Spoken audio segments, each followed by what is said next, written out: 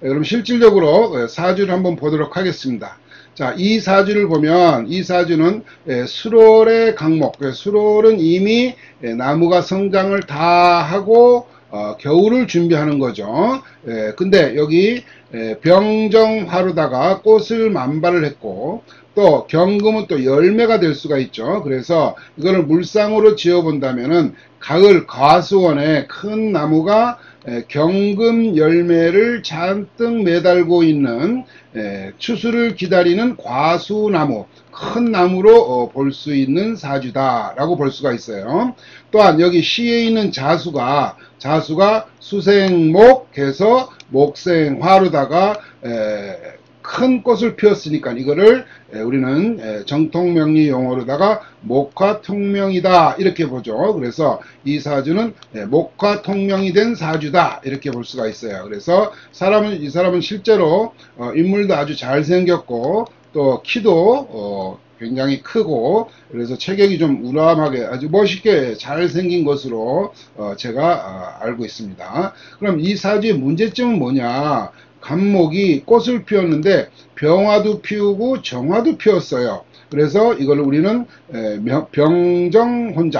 병정혼잡이라고 얘기를 하죠. 그래서 병정혼잡이 되면은 정신적인 갈등이나 판단에 착오를 가져올 수 있게 되죠. 즉 내가 병화 태양을 봐야 될지 또는 정화를 봐야 될지 뭐 이렇게도 볼 수가 있어요. 그래서 우리가 이제 식신이 혼잡이 되면, 식신과 요거는 이제 식신이고 요거는 상관이죠. 그래서 식신 상관이 혼잡이 되면은 일단 사람이 겉모술수가 남다르다, 또한 겉과 속이 다른 사람이다 이런 평을 듣기도 하죠. 또한 식상이 이렇게 혼잡이 되면 이거를 이제 상관으로 보죠. 상관으로. 그래서 우리가 식신은 뭐라 그래요? 사람이 순수성을 이제 나타내는 건데, 상관은 다양한 변화성 또는 다양한 뭐 루트를 개척한다든지 또는 다각화된 전략으로 끊임없이 움직이면서 기회를 잡고 뛰어난 화술로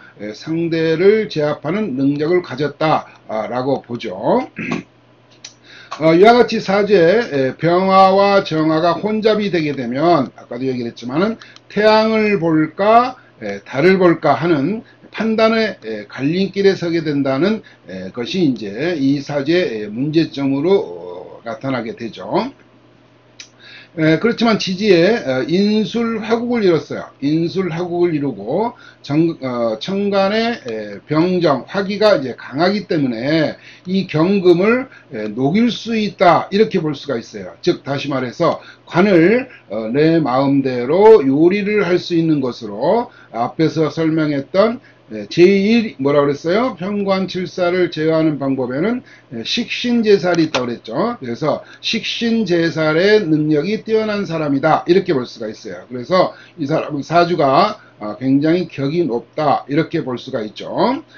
그러면은 우리가 경금이라는 칼은 어떤 칼인가요? 수월에 요게 유술로에다가 이 유금이 경금에 뭐가 돼요? 양인이 되죠. 그러니까는 경금 또한 굉장히 강하다 이렇게 볼 수가 있어요. 굉장히 강한 큰 칼이다. 그럼 본인은 수생목을 받은 갑인이기 때문에 역시 또 이 목 또한 강하고, 또한 이 화가 강하기 때문에 본인이 경금을 잘 다룰 수 있다.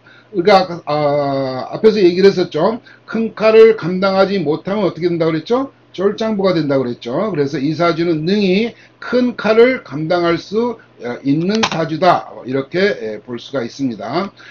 실제 이 사주는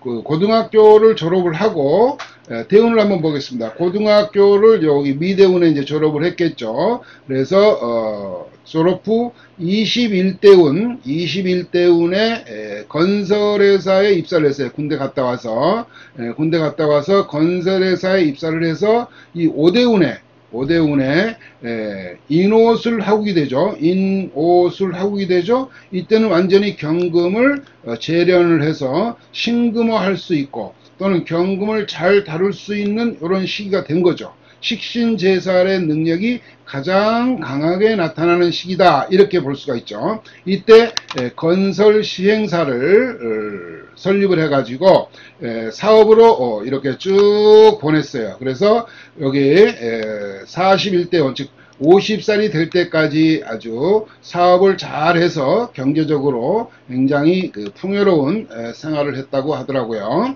문제는 51대운 들어서면서부터 자 계묘대운이 오죠. 계묘대운. 그럼 묘월의 계수니까 이건 뭐가 돼요? 봄비가 내리는 거죠. 또 묘는 또 바람이기 때문에 봄비가 내리고 바람도 부는 상황이 왔다 이렇게 볼 수가 있어요.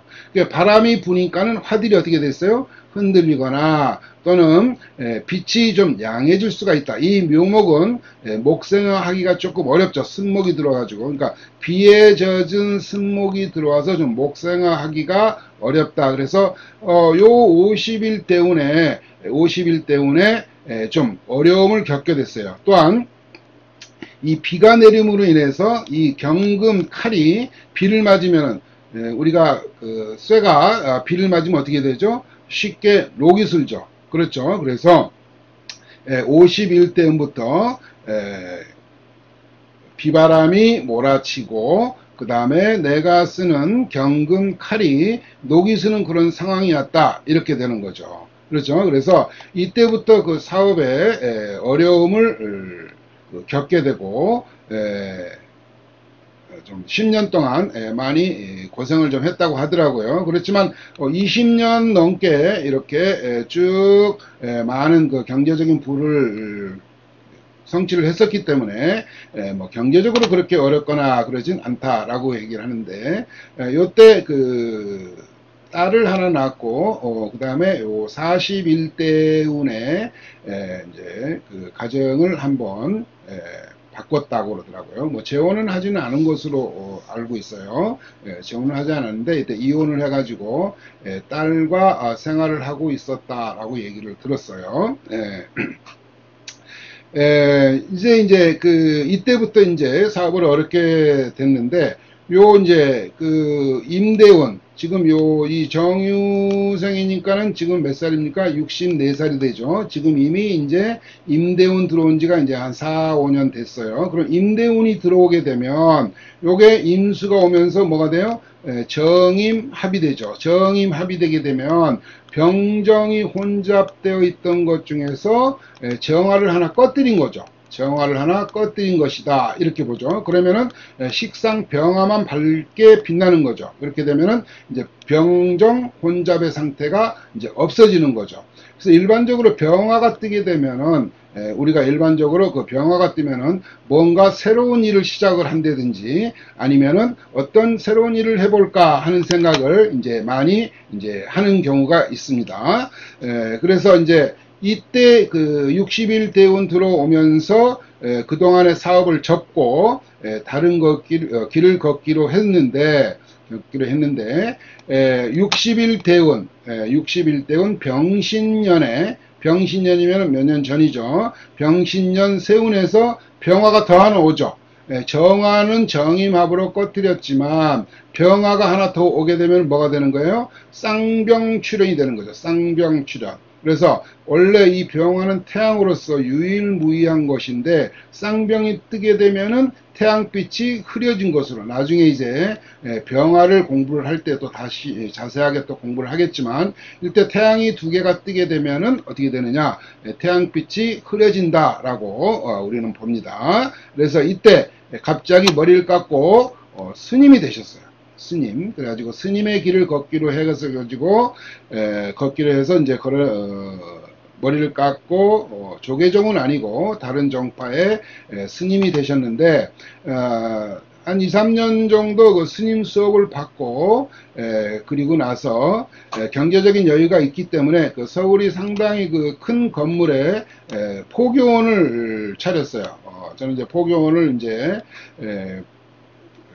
가보지는 않고 지나가면서 봤어요. 굉장히 그 큰 길가에 있는 포교원이었는데 상당히 그 건물이 큰 건물 한 층을 다 쓰고 있더라고요. 그래서 스님 공부는 이제 열심히 이제 해서는 됐는데 그 실제로 이제 포교원을 차리니까 포교원에 찾아오는 신도들이 열심히 불신 공부하러 옵니까?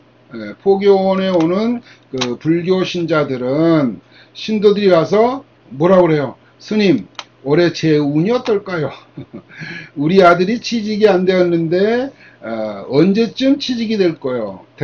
뭐 이런 걸 물어본단 말이죠. 그래서 이분이 이제 운을 봐야 되겠다라는 생각을 갖고 명리 공부를 하려고 하다가 저와 이제 인연이 되어서 저하고 이제 명리 공부를 조금 이제 했는데 명리 공부를 하다 보니까 이게 뭐 처음 이제 명리를 접하게 되면은 이제 여러 가지로 많이 힘이 들죠. 그렇죠? 또 상당한 기간 동안 이제 명리 공부를 이제 해야 되는 그런 단점이 있죠. 그래서 이제 이분이 처음에 오셔가지고 저한테는 간단하게 볼 수 있는 방법을 배울 수 없냐 그렇게 얘기를 하더라고요. 스님들이 좀 그래요. 스님들이 저한테 이제 공부를 하러 온 스님들이 길고 긴 명리 공부는 어렵고 간단하게 뭐 전법이나 이런 걸로다가 사람의 운을 볼 수 있는 방법은 없습니까? 라고 해서 제가 알고 있는 몇 가지 방법을 몇 개월 동안 이렇게 저하고 같이 공부를 했었어요. 그래서 이제 공부를 하던 중에 자꾸 이제 그래도 좀 이렇게 본인이 사람이 좀 이렇게 큰 그릇이 크기 때문에 좀 이렇게 사람들 뭐 운이나 봐주고 이렇게 해서 하는 것보다는 자기가 원래 마음을 먹었던 스님의 길을 가는 것이 좋겠다라는 얘기를 저하고 얘기를 하더라고요.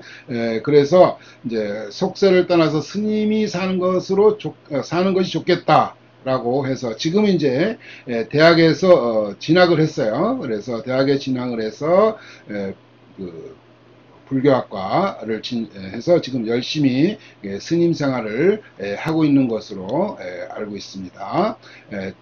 잘 보셨죠? 다음 시간에는 경금이 신금을 보면 어떻게 될까에 대해서 공부하도록 하겠습니다. 엄지척 눌러주세요.